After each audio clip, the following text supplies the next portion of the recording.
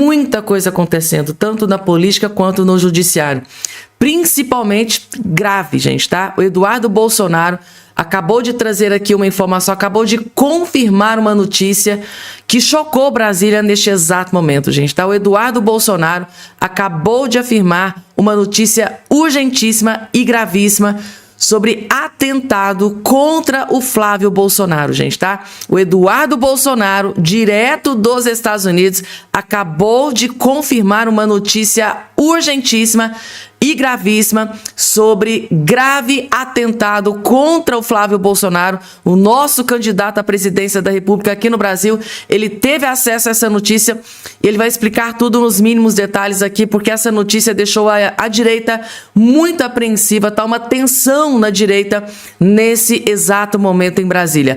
Outra notícia mega importante, gente, tá? A imprensa acaba de revelar, acaba de anunciar que Lula da Silva cometeu um crime gravíssimo e imperdoável. Acabou de sair aqui na imprensa de um dos maiores jornais aqui agora, de que Lula da Silva cometeu um crime gravíssimo, tá? E imperdoável. Qual é esse crime que o Lula cometeu? Jornal do alto escalão, jornal poderoso aqui de Brasília, acabou de soltar essa bomba e eu vou trazer também nos mínimos detalhes. E agora, gente, notícia bombástica, explosiva em Brasília, tá? Bandido criminoso acabou de admitir ameaça de morte contra parlamentar da direita. Um bandido, um criminoso, acabou de confessar tudo. Criminoso acabou de admitir ameaça de morte contra parlamentar de direita. E essa notícia, gente, tá? Abalou as estruturas da direita nesse dia de hoje. Eu vou explicar absolutamente tudo o que está acontecendo, por que essa notícia devastou a direita nesse dia de hoje. Qual é esse parlamentar da direita que acabou de ser ameaçado de morte aqui por um criminoso que acabou de confessar que sim, ameaçou de morte? E temos também aqui, gente, tá? O ministro Alexandre de Moraes, que acabou de tomar uma decisão bombástica sobre Eduardo Bolsonaro. O próprio Alexandre de Moraes acabou de tomar aqui uma decisão sobre o Bolsonaro que deixou o Brasil chocado neste exato momento. Além dessa, gente, tá? Tem outras várias informações. Vou começar acelerando aqui para o vídeo não ficar muito longo, mas, claro, antes de tudo e qualquer coisa, se inscrevam aqui embaixo no canal, ativa o sininho das notificações e compartilhem, porque esta semana tá extremamente tensa em Brasília. E é muito bom vocês estarem inscritos aqui nesse canal, porque eu estou acompanhando para manter você muito bem atualizado aqui nesse canal. Dando início aqui já com as informações, gente, tá? Vai ser o vídeo mais impactante que você vai assistir nesse dia de hoje. Esse vídeo aqui que chegou até a deputada Bia Kicis, que ela decidiu colocar nas redes sociais dela. Inclusive, esse vídeo aqui explodiu nas redes sociais. São milhões de visualização. Vocês que estão do outro lado aí me assistindo, se vocês tinham alguma dúvida de que o grupo Rede Globo, que é a Globo News, tudo que pertence à Globo, são verdadeiros militantes para a esquerda, para o Lula e para o PT, eu prometo para vocês que depois que vocês assistirem esse vídeo aqui, dessa jornalista, gente, que acabou de abandonar o grupo Rede Globo, e ela fez confissões, gente, ela confessou tudo. Ela revelou tudo o que acontece nos bastidores do jornalismo do Grupo Rede Globo. E eu vou confessar aqui uma coisa para vocês, gente. Eu fiquei aterrorizada com o que ela confessou. Ela precisou sair da Globo para vir aqui ter coragem para revelar para vocês o que é o Grupo Rede Globo, Lula, o PT e a esquerda. Vocês vão ficar de queixo caído. Aterrorizados, que é o que eu fiquei também, vejam só. Eu não preciso de um canal que me diga o que pensar. Eu preciso de um canal que me diga o que aconteceu. Essas são as palavras da jornalista Edna Gomes, que durante anos a fio acompanhou a Globo News. E agora disse um basta. Ela não aguenta mais.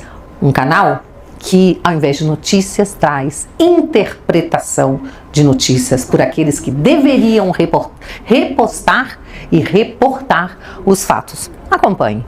Hoje eu me despeço da Globo News. Durante anos acompanhei a emissora, mas aos poucos fui assistindo a uma transformação desconfortável. Menos reportagem, mais opinião. E eu confesso, cansei, não aguento mais assistir à falsa neutralidade que muitas vezes esconde escolhas editoriais bastante claras. Não tenho paciência para análises que frequentemente carregam julgamentos, preferências e conclusões pré-fabricadas. Malu Gaspar me parece cada vez mais interessada nos bastidores da intriga do que nos fatos. Joel Pinheiro transformou a sua opinião em método permanente. Demétrio Magnoli trocou a elegância intelectual pela provocação previsível. O contraditório é saudável, mas a arrogância, não.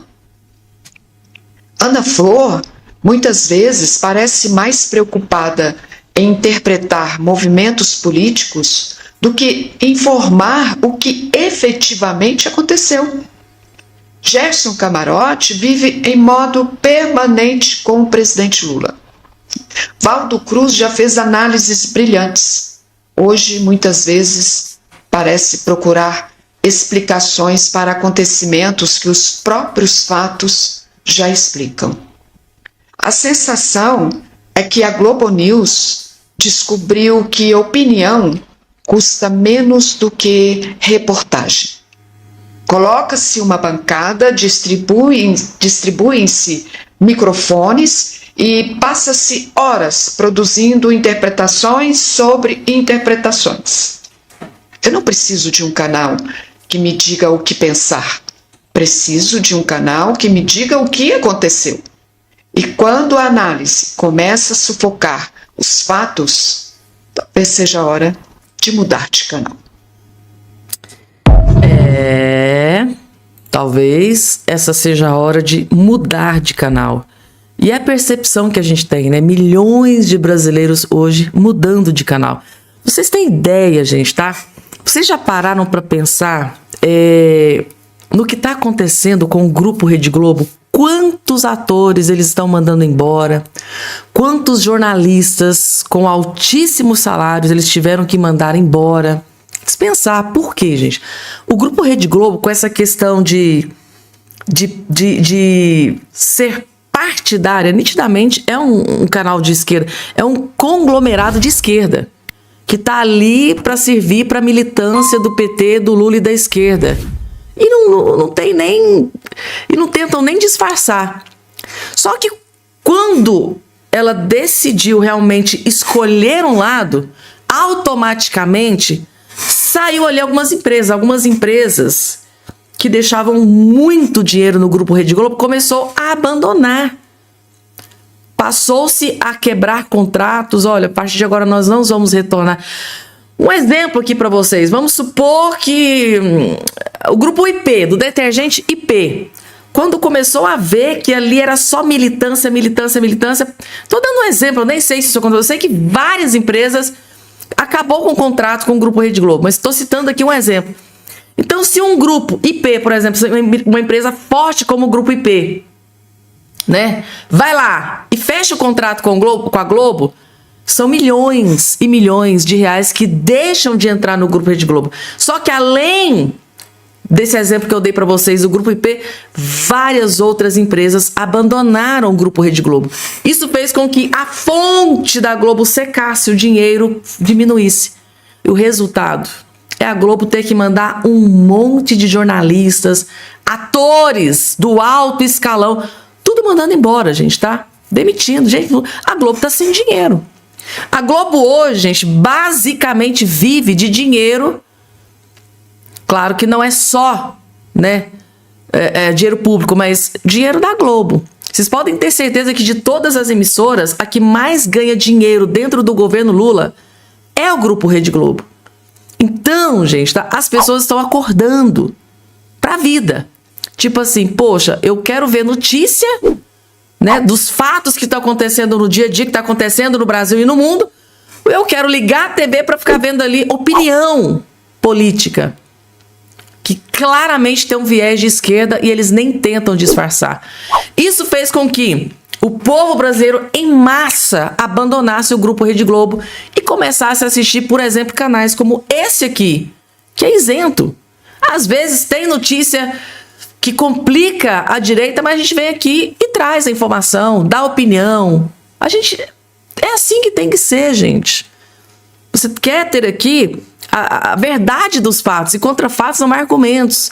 Agora, eles pegam uma notícia do Lula ferrando o povo brasileiro e fica lá com aquele eufemismo. Olha, o Lula fez com que o Brasil hoje fosse o segundo maior país do mundo, que paga o maior imposto do mundo. Mas olha, porém, veja bem, mas eles tentam ali engabelar o povo. Deu para vocês entenderem por que o povo cansou?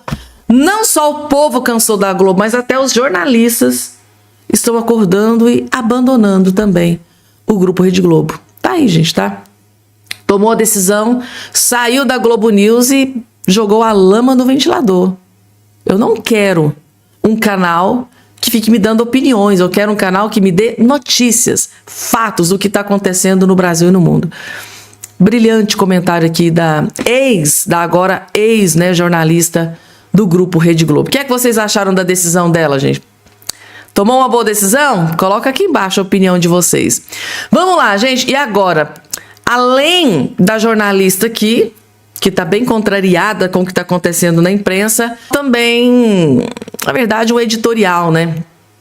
Aqui da imprensa diz que o Lula cometeu um crime gravíssimo e imperdoável.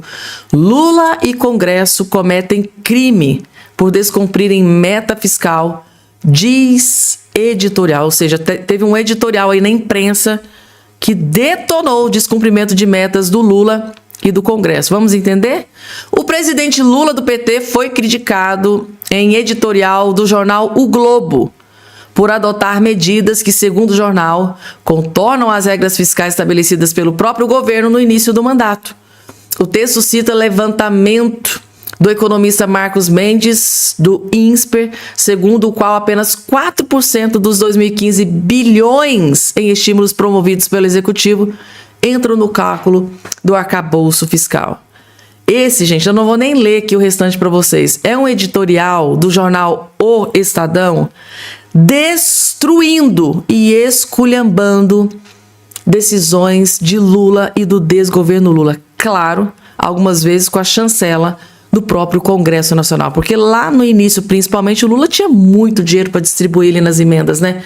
Então o Lula estava conseguindo aprovar quase tudo que ele queria. Era muito dinheiro. O Lula que criticou tanto, né, as emendas parlamentares durante os debates, vocês lembram? Debates, né? Ele prometendo, emenda parlamentar. Ele usou e abusou das emendas parlamentares, mas distribuiu muito dinheiro para que ele alcançasse os seus objetivos, para que os deputados e senadores aprovassem aquilo que ele queria. Só que chegou num determinado momento que o Lula quebrou o Brasil, distribuiu tanto dinheiro, foi tanta gastança, tanto luxo, que o dinheiro acabou, e num determinado momento o Lula ficou sem dinheiro, porque ele quebrou o Brasil. O Congresso Nacional virou as costas para o Lula, passou a não aprovar o que ele queria, e o Lula está nesse desgaste com o Congresso aí, nesse último ano eleitoral que tem destruído a sua campanha. É isso que dá, né, gente? Tá? Jorrou tanto dinheiro no início, ficou sem dinheiro pro final e tá fazendo muita falta, porque o Lula é assim, é toma lá, dá cá. Eu quero que vocês aprovem isso aqui, toma aí o dinheiro. É isso aí. Inclusive, durante a sabatina do Jorge Bessias, saiu na imprensa que ele jorrou muitos milhões, né? De emendas parlamentares. Acho que é bilhões, né? Mas mesmo assim ainda não adiantou e o Bessias foi derrotado assim mesmo. E agora, gente, tá? Um vídeo que eu acho que vocês vão gostar muito. É ele, nosso querido Magno Malta, gente, eleito pelo Estado do Espírito Santo. Detonou o Lula. A esquerda é podre, falsa, hipócrita. Não caiam nessa. É uma armadilha, gente, do Lula e do PT pro povo brasileiro. Ele já derrubou a fita. O deputado Magno Malta derrubou a fita do Lula. E decidiu revelar para vocês, gente, tá? Mais uma podridão, hipocrisia covardia, crueldade e perversidade do Lula, que ele está preparando para o povo brasileiro. Mas tem a gente aqui para revelar toda a verdade. Vejam só. A carta de Lula aos evangélicos. Todo período eleitoral tem essa carta, né? Do Lula aos evangélicos. Se comprometendo não sei com o quê. Se o compromisso fosse dizendo a partir de agora, eu creio nos valores cristãos e reconheço os nossos erros cometidos, especificamente os erros cometidos ao negar, sabe, a vida, dizendo arrependido-se de ter sido abortista ao longo desses anos, pregando a morte de crianças inocentes no útero da mãe, fazendo devoções e vivendo dominado, orientado por deuses ocultos que agem no mundo das trevas, muito longe daquilo que nós cremos na palavra de Deus.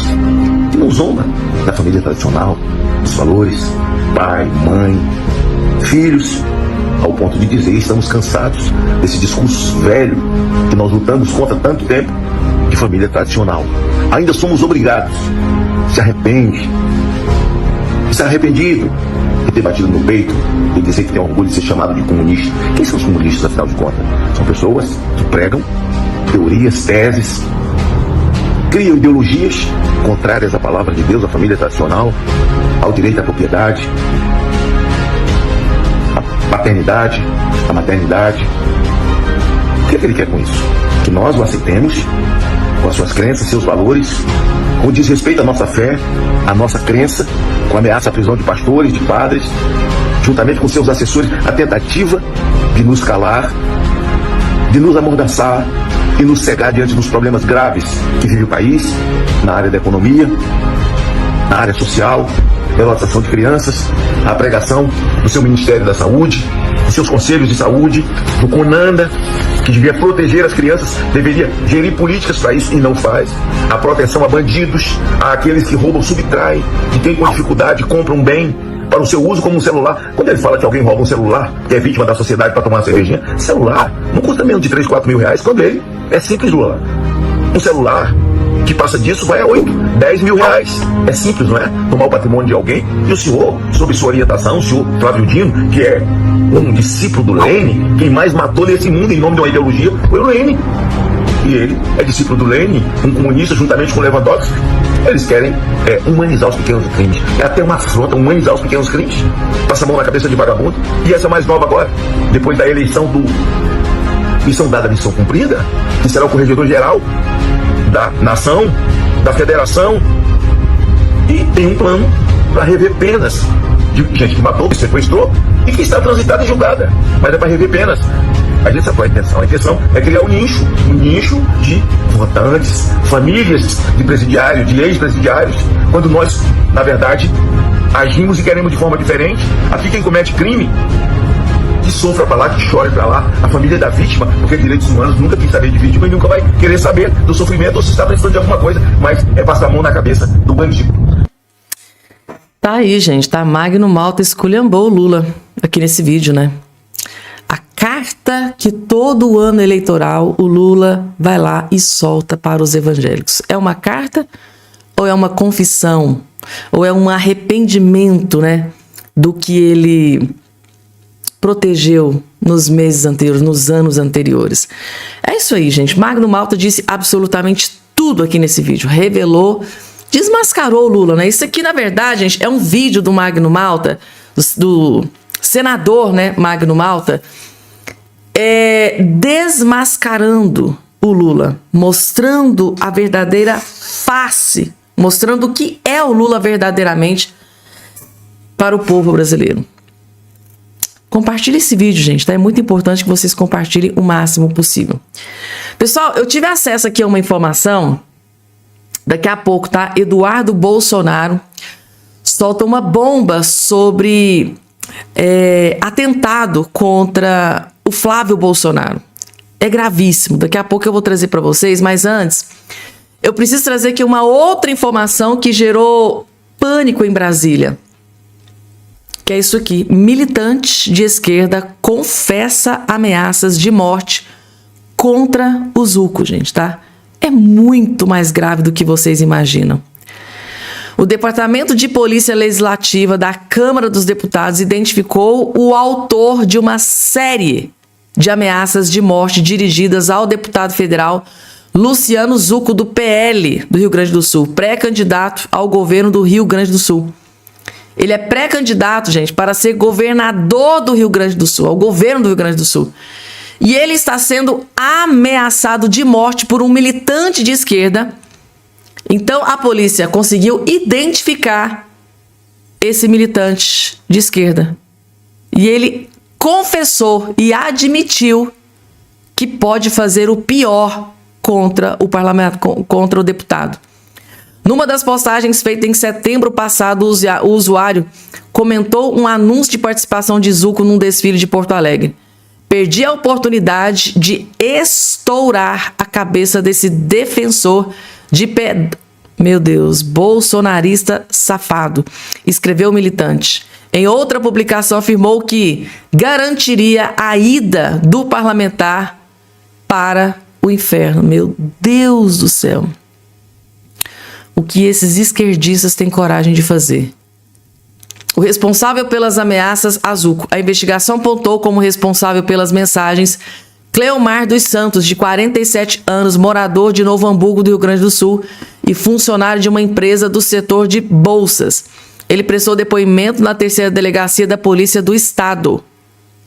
Segundo os investigadores, ele admitiu ser o dono da conta utilizada para os ataques. Durante o interrogatório, afirmou que as publicações tiveram motivação política e declarou ser militante de esquerda e do PT. Esse aqui, gente, tá? É o criminoso, é o bandido que confessou ser militante de esquerda e do PT. E o pior, ele confessou que sim. Confessou ser o autor dessas ameaças de morte contra, se Deus quiser, o futuro governador do Rio Grande do Sul, o Zucco. Gente, é inacreditável. É aquele ditado que eu sempre repito para vocês: se eu não posso vencer o inimigo, eu vou abater o inimigo, eu vou eliminar o inimigo. Guardem bem aqui esse rosto que eu fiz questão de colocar aqui na tela para vocês conhecerem o bandido criminoso, militante de esquerda. Ele confessou que é militante de esquerda, disse que iria destruir, ia mandar o deputado Zucco para o inferno. É surreal. Tá aqui o comentário, ó. Perdi a oportunidade de estourar a cabeça desse defensor de pedófilo, não posso nem terminar, bolsonarista safado. Esse foi o comentário. E o deputado Zucco tá correndo gravíssimo risco de morte. Agora, gente, a pergunta que eu tô me fazendo é: esse homem tá preso? Tá atrás das grades? Ou ele tá por aí livre, leve e solto e pode cometer esse crime a qualquer momento? Santos também disse que escreveu as mensagens no calor da emoção e negou qualquer intenção de colocar as ameaças em prática, ao comentar a publicação em que mencionava estourar a cabeça do deputado, afirmou estar arrependido e pediu desculpas. Simples assim, né, gente? Estou arrependido, peço desculpas, deixa eu ir embora. Parlamentar precisou de escolta policial. Diante da gravidade das mensagens, o deputado Zucco passou a contar com escolta da Polícia Legislativa durante deslocamentos e cumprimentos públicos no Rio Grande do Sul. 2 agentes acompanham o parlamentar em viagens à capital e ao interior do estado. Tenente-coronel da Reserva do Exército, ex-líder da oposição na Câmara, Zucco foi orientado a reforçar a segurança pessoal em razão do ambiente de polarização política. Nos últimos anos, ameaças contra autoridades passaram a receber maior atenção das forças de segurança. O cenário se intensificou depois, do golpe sofrido pelo ex-presidente Jair Messias Bolsonaro na barriga, durante a campanha eleitoral presidencial de 2018. Tá aí, gente, tá? Casos semelhantes também atingiram outros parlamentares. Um estudante chegou a ser detido no Espírito Santo por ameaçar de morte o deputado federal Nicolas Ferreira, do PL de Minas Gerais, pelas redes sociais. Então, o deputado Nicolas Ferreira foi ameaçado de morte e agora esse indelinquente, esse criminoso, esse bandido aqui, ameaçou de morte fez gravíssimas ameaças de morte contra o deputado federal, o ex-líder do PL no Congresso Nacional, deputado Zucco, gente, tá?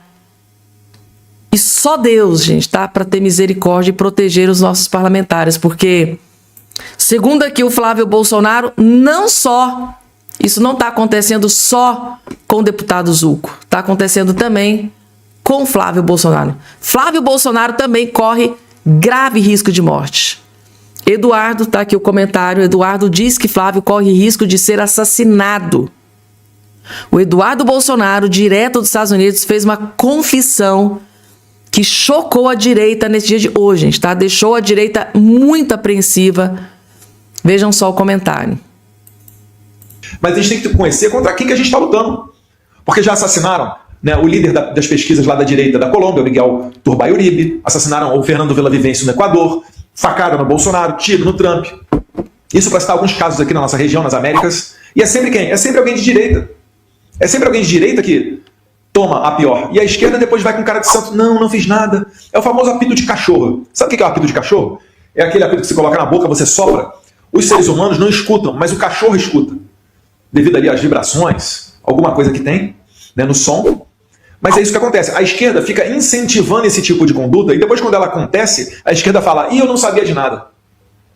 Mas eles fazem o quê? Eles aceitam utilizar a violência como instrumento político. Então eu acho que o Flávio tem que tomar muito cuidado com a segurança dele. Cada vez mais vai valer mais a pena assassiná-lo. Porque se tirar Flávio, quem é que resta?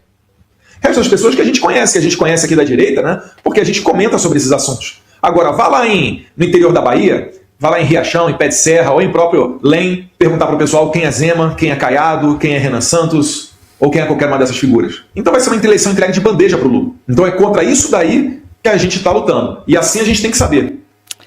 É isso aí, gente, tá? Então, segundo Eduardo Bolsonaro, Flávio Bolsonaro corre grave risco, forte risco de ser assassinado. Por isso que, gente, que a segurança do Flávio Bolsonaro teve que ser triplicada. Ele só anda agora com colete à prova de bala, à prova de qualquer coisa, né? Até mesmo do que aconteceu com o Bolsonaro. É muito grave, gente, porque esse é o modus operandi da esquerda, desses psicopatas esquerdistas, militantes de esquerda. O outro lá confessou que é militante de esquerda, é militante do PT. E se eles não querem que a direita vença a eleição, se eu não posso vencer, se eles estão vendo lá nas pesquisas que são feitas nos estados, né? Estão vendo nas pesquisas que o Flávio está subindo, está crescendo. Poxa, é uma grande ameaça para o Lula ou para um parlamentar de direita. Se a gente não vai vencer, vamos abater. Vamos eliminar o inimigo. É assim que eles pensam. É com esse tipo de gente que o Flávio Bolsonaro está lidando. É com esse tipo de gente que o deputado Zucco está lidando. E está lá, andando com escolta policial duplicada. Flávio Bolsonaro triplicou a escolta policial. Precisa, gente. Vocês viram o que tentaram fazer com o Jair Bolsonaro, com o Donald Trump, candidato lá na Colômbia, que foi assassinado. Levou um tiro. É muito grave. E agora, gente, para finalizar, Alexandre de Moraes acaba de tomar decisão sobre Eduardo Bolsonaro. E para surpresa zero de ninguém, Moraes rejeita pedido para adiar e mantém julgamento de Eduardo Bolsonaro nesta terça-feira. A impressão que eu tenho, vendo de fora, é que o ministro Alexandre de Moraes não vai descansar enquanto não ver Eduardo Bolsonaro inelegível, fora de qualquer possibilidade de ocupar algum cargo na política. Na verdade, eu vou até mais além. Eu acho que o sonho do Alexandre de Moraes é ver o Eduardo Bolsonaro preso. Não contenta só com o pai, tem que pôr o filho também. Porque é impressionante, parece algo pessoal. Porque se você for olhar, poxa, que crime que o Eduardo Bolsonaro cometeu? Mas eles dão um jeito, parece dar um... Meu Deus! Tá aqui, gente, a notícia saiu agora, ó. Ministro do STF, Alexandre de Moraes, rejeitou nessa segunda-feira o pedido da Defensoria Pública da União, né, para adiar o julgamento do deputado cassado e autoexilado dos Estados Unidos, Eduardo Bolsonaro. Ou seja, a Defensoria Pública da União agiu contra Alexandre de Moraes. Ela foi lá e pediu para que esse julgamento fosse adiado. A DPU, gente, tá? Foi contra o Alexandre de Moraes, pediu o seguinte: olha, a gente quer que o Eduardo Bolsonaro seja julgado pela pelo plenário. E mesmo assim, mesmo a DPU agindo contra Alexandre de Moraes, ele dobrou a aposta, falou, não, a minha decisão segue intacta. Então ele não atendeu o pedido da DPU. Então tá aí. Então ele rejeitou nessa segunda-feira o pedido da DPU sobre o envolvimento do Eduardo Bolsonaro. Segundo a investigação, o ex-deputado teria atuado para interferir no andamento da ação que apura a tentativa de golpe de Estado nas eleições de 22, processo que resultou na condenação do ex-presidente Bolsonaro. Eduardo Bolsonaro não designou um advogado para representá-lo no processo. Com isso, a defesa dele está a cargo da DPU. E a própria DPU que peitou Moraes, né?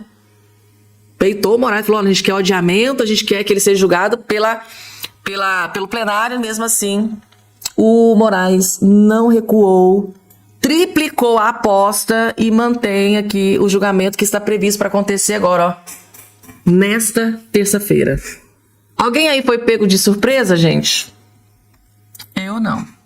É que se tratando de Alexandre de Moraes, sobre Bolsonaro, sobre Flávio Bolsonaro, sobre qualquer um do clã Bolsonaro, desembargador, atual advogado, doutor Sebastião Coelho, acaba de explodir uma bomba contra o ministro do STF, Alexandre de Moraes.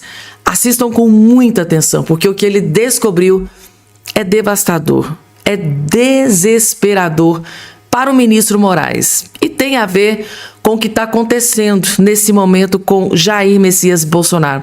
Vocês vão entender tudo assistindo até o finalzinho, vejam só. Bolsonaro e os 90 dias da prisão. Esse prazo está chegando ao seu final. O correto será Bolsonaro permanecer em casa, mas sem as restrições que foram impostas por Alexandre de Moraes. Qual a necessidade de tornozeleira eletrônica se ele está sob vigilância policial? Qual a necessidade de impedir que Bolsonaro receba visitas de familiares e amigos, como está previsto na Lei de Execução Penal, que é de 1984? Você poderá dizer, olha, mas ele está em tratamento de saúde, não necessita visita. Ao contrário, aí é que necessita mesmo a visita. Eu acabei de fazer uma cirurgia e no meu primeiro dia na UTI já recebi visitas, porque a visita ela traz uma alegria, um alento ao coração de quem está numa situação difícil de saúde. A manutenção de Bolsonaro em casa, mas nas condições que Alexandre de Moraes impôs, caracteriza tortura, prevista na Lei 9.455. Isso aí é uma satisfação pessoal, não é um cumprimento da Lei de Execução Penal. Então eu espero, sinceramente, que Bolsonaro seja mantido em casa, mas sem essas restrições, e que Alexandre de Moraes não caia na loucura de mandar Bolsonaro de volta para o presídio militar. Que não caia nessa loucura. Nós estamos atentos e dizer para você, presidente Bolsonaro, nós estamos juntos. Alguns estão aí usando seu nome para a política, mas eu estou aqui para dizer que sou seu aliado na causa e deixar aqui o meu abraço e o meu conforto para a Michele, que está num sacrifício pessoal em prol da causa do seu marido. Um abraço a todos, paz a todos. É isso aí, gente, tá? Bolsonaro em primeiro lugar. Inclusive, a Michele Bolsonaro foi até questionada, né? Por que você não está aí, né, na campanha para o Flávio Bolsonaro? Ela disse, olha, primeiro eu vou focar no meu marido, na saúde do meu marido, e no momento certo ela vai embarcar na campanha de Flávio Bolsonaro, gente, para desespero de muita gente da esquerda que está falando que a Michele Bolsonaro abandonou o Flávio Bolsonaro.